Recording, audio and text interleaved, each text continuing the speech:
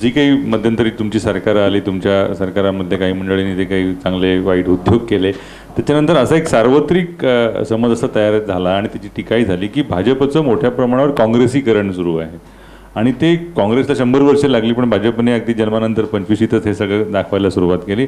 हा आरोप दूर व्हावा महाराष्ट्रामध्ये, यासाठी तुम्हाला भाजपच्या नेत्यांनी, भाजपने काही पथ्य पाळायला हवीत असं वाटतं का? म्हणजे ही परिस्थिती अशी गेली की शरद पवारांना सुद्धा अगदी विरोधी पक्षनेते तोडबाजी करतात वगैरे असे शब्दप्रयोग वापरावे लागले.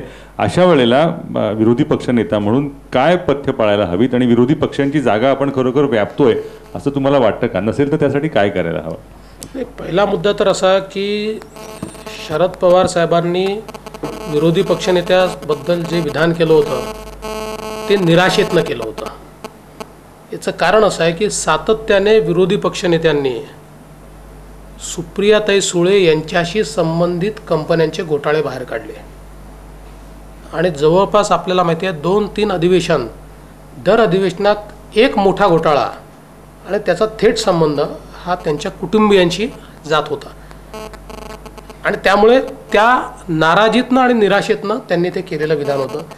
त्यामुळे मी बिलकुल असं मानत नाही की विरोधी पक्षनेते काही तोडपाणी करतात किंवा असं काही करतात.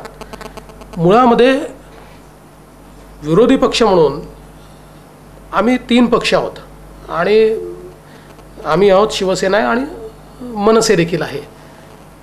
आम्ही गेले काही दिवस आपण बघितलं असेल तर समन्वयाने काम करण्याचा प्रयत्न करतो, पण तरी देखील काही इश्यूजवर तिघांचे मतं वेगवेगळी आहेत आणि त्यामुळे आमच्यात कोऑर्डिनेशन नाही अशी देखील परिस्थिती दिसते. कारण ते त्यांचा इश्यू दामटायचा प्रयत्न करतात, आम्ही आमचा इश्यू दामटायचा प्रयत्न करतो. मात्र आज जी काही परिस्थिती आपल्याला विधानसभेच्या संदर्भात किंवा विधिमंडळाच्या संदर्भात दिसते आहे याचं कारण असं आहे की सरकारने विधिमंडळाचा सन्मानच ठेवायचा नाही असं ठरवलं आहे.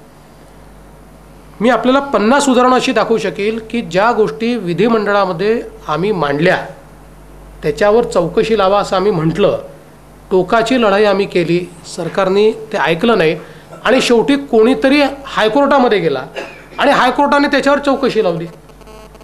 त्यामुळे आजची परिस्थिती, आणि मी हे विधानमंडळात देखील सांगितलं की आजची परिस्थिती अशी आहे की विधिमंडळाचा जो दर्जा आहे किंवा विधिमंडळाचे जे अधिकार आहेत ते अधिकार हळूहळू आम्ही संपवून राहिलो, कारण सरकारने संवेदनाच संपवून टाकली आहे. कुठल्याही विषयावर थातूर मातूर बोलायचं आणि त्याच्या पलीकडे कुठले ठोस आश्वासन द्यायचं नाही, कुठली चौकशी करायचीच नाही. आता विस्लिंग वूड्सचं प्रकरण असेल किंवा जेवढे प्रकरणांमध्ये हायकोर्टाने हे सगळी प्रकरणं टोकाची आम्ही लावली. अगदी आपल्याला माहिती आहे की ते रामोशी वतनाचं प्रकरण आम्ही जे अशोक चव्हाणांचं लावलं होतं, इतकं टोकाचं लावलं, काही आम्हाला न्याय नाही मिळाला विधानसभेतनं. शेवटी हायकोर्टाने ते सगळं रद्द केलं, त्यांच्यावर फाईन केला, FIR दाखल करायला लावला. शेवटी जर विधानमंडळामध्ये न्यायच मिळणार नसेल तर विधानमंडळाचा दर्जा काय राहील आणि विधानमंडळाची जरब काय राहील? या सरकारने विधानमंडळाची सगळी जी काही अथॉरिटी आहे ती अंडरमाइन करायचं ठरवलं आहे. आणि म्हणून मग आम्हाला अनेक वेळा लोक विचारतात की बाबा तुम्ही एखादा विषय लावून का नाही धरत?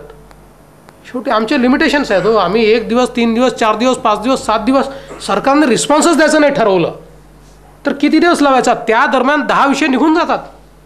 लोकसभेत असं झालेलं आहे. हां, नाही तिथे आमच्यावर टीका होत्या. तर लोकसभेत आम्ही हा निर्णय कॉन्शियसली घेतला आणि त्याचं समर्थन केलं. सुषमाजींनी त्यांना विचारलं की तुम्ही इतके दिवस लोकसभा बंद पाडली, एवढं नुकसान झालं. ते असं म्हणाले की आम्ही जर एवढे दिवस बंद पाडली नसती आणि हे वातावरण तयार केलं नसतं तर 1,56,000 कोटी 74,000 कोटीचा घोटाळा तसाच हे बंद झाला असता. हायकोर्टाने का होईना त्याचा कॉग्निझन्स घेतला आणि ते वातावरण तयार झालं म्हणूनच घेतला सुप्रीम कोर्टाने त्याचा कॉग्निझन्स. तर शेवटी हेच जर म्हणजे आता जसं पवन बन्सलच्या संदर्भात काल राजनाथजी बोलले की पवन बन्सलचा राजीनामा जर सगळं समोर दिसत आहे, CBI इन्क्वायरी करते आहे, तातडीने घेऊन स्मूथली सभागृह चालवायचं हे त्यांनी केलं नाही. तर सभागृहाचं कामकाज 2 दिवस आधी संपवून मग त्यांचा राजीनामा घेतला. काय मागणी होती आमची मागणी होती बन्सल यांनी राजीनामा द्यावा आणि तुम्ही स्मूथली चालवा, जे कायद्यात ते आणा, आम्ही मदत करतो. आता शेवटी त्यांनी वाटेल तसं सभागृह चालवत राहायचं आणि आम्ही पाहत राहायचं हे तर काही शक्य नाही आहे. याच्यापूर्वी जर आमच्याही काळात असेल किंवा त्याच्या आधीच्याही म्हणजे अगदी शरद पवारांच्या काळातही असेल, एक गोष्ट होती की विरोधी पक्षांनी एखादी भूमिका मांडल्यानंतर, पुराव्यासहित काही गोष्टी मांडल्यानंतर सरकारला किमान नैतिकतेच्या आधारावर काहीतरी ॲक्शन घ्यावी लागायची. आता ती ॲक्शन घेतली जात नाही. हा सगळ्यात मोठा म्हणजे आता आदिवासींचं परवा हे झालं, ते हायकोर्टाने सांगितलं CBI, यातला एकूण एक गोष्ट पुराव्यासहित सभागृहात मी मांडली आहे. ते सगळे ब्लँकेट मी घेऊन गेलो, ते खाण्याच्या गोष्टी मी घेऊन गेलो, ते औषधं मी घेऊन गेलो, सगळं सभागृहात दाखवलं. आणि एवढंच नाही, मुख्यमंत्र्यांना 10 पत्र लिहिली, शरद पवार साहेबांना पत्र पाठवलं की तुमचे मंत्री आदिवासींचं सगळं हे करतायत. काही नाही, 3 वेळा चौकशी करतो म्हणून सभागृहात सांगितलं, साधं चौकशीचा आदेश देखील सभागृहात सांगून दिला नाही.